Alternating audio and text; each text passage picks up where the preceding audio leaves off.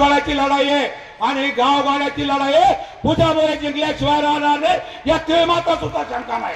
भावांनो, कठीण समस्या आहे. आम्ही या भागात चालना येताना केदार भाई प्रचंड दहशत, भयानक दहशत आणि इथल्या शेतकऱ्यांना मी विनंती करतो, अरे बाबा हो, तुमच्या काट्याला जर तुम्ही म्हणलं गिलास भरून पाणी घे ना तर पाणी देत नाही राव. बाप लेकाचा ऐके ना आणि या नेत्याची दहशत तुमच्यावर आहे. असा हा मतदारसंघ आहे. पण दीपक भाई इंटाना सांगितलं या मतदारसंघातल्या लोकांनी, पूजाताई आम्ही तुमच्या सोबत येणार नाही पण आम्ही तुम्हाला मतदान करू, पण ही अंदर की बात है, हम सब पूजाताई के साथ है. या मतदारसंघातला इतिहास होणार आहे. भावांनो, कठीण परिस्थिती आहे, शेतकऱ्याचा कठीण परिस्थिती आहे. आज आमचा शेतकऱ्याचा कापसाचा भाव 12,000चा भाव, 14,000चा भाव 6,000 झाला. सोयाबीनचा भाव 10,000चा 5,000 झाला. आणि आता तूर आयात केली, हरभरा आयात केला आणि तुरीचे सुद्धा भाव पाडणार आहे. आणि अशा परिस्थितीमध्ये आमचा शेतकरी भाऊ बघत असताना, काबार कष्ट करत असताना दीपक भाई आज या मतदारसंघात हिंडलं नाही, अख्ख्या महाराष्ट्रात हिंडून आलो मी.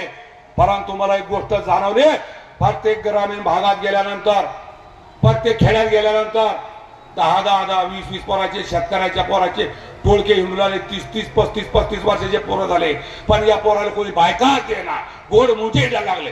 साहेबाची पोरगी काय म्हणते, शेतकरी नवरा नाही म्हणती, दस्त दिला.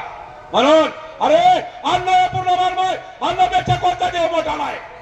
ज्यावेळेस आपल्या पंक्ती बसतात त्यावेळेस आपण म्हणतो अन्न हे पूर्ण मानमय, अन्नापेक्षा कोणता देव मोठा नाही.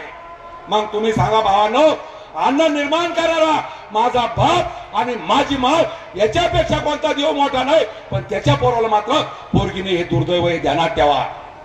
बाहेर परिस्थिती झाली, काल दिवाळी झाले आणि भाऊबीज झाले.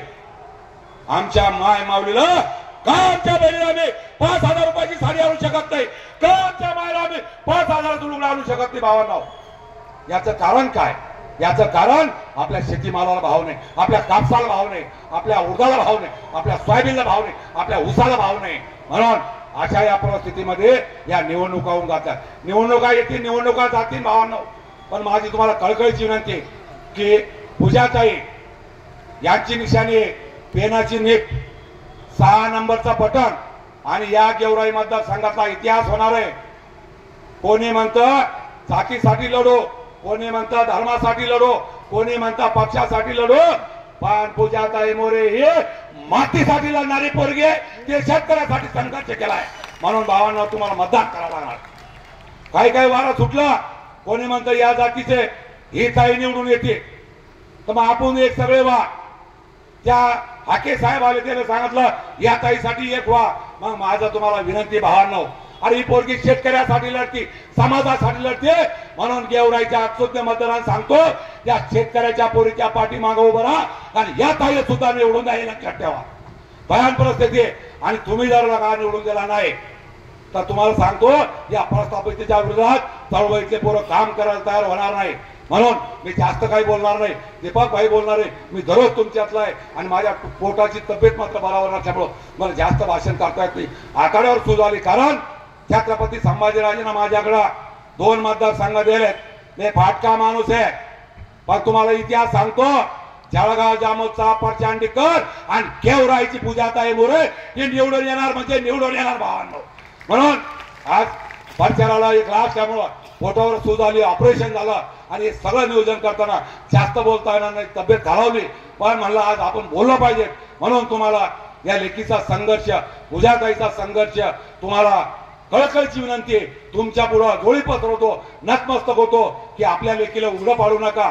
संघर्ष करावा लागल, इतिहास बदलावा लागल आणि इतिहास बदलासाठी भगतसिंगासारखे तुम्ही पाय काय भावांनो. म्हणून गेवराईच्या सुज्ञ तज्ञ मतदार बंधूंना विनंती करतो की आपल्या लेखीला भरभरून मतदान करा आणि पेनाच्या निपाची बटन दाबून 20 तारखेला मुंबईला पाठवा. एवढीच विनंती करतो. इथेच थांबतो. जय जवान, जय किसान. धन्यवाद.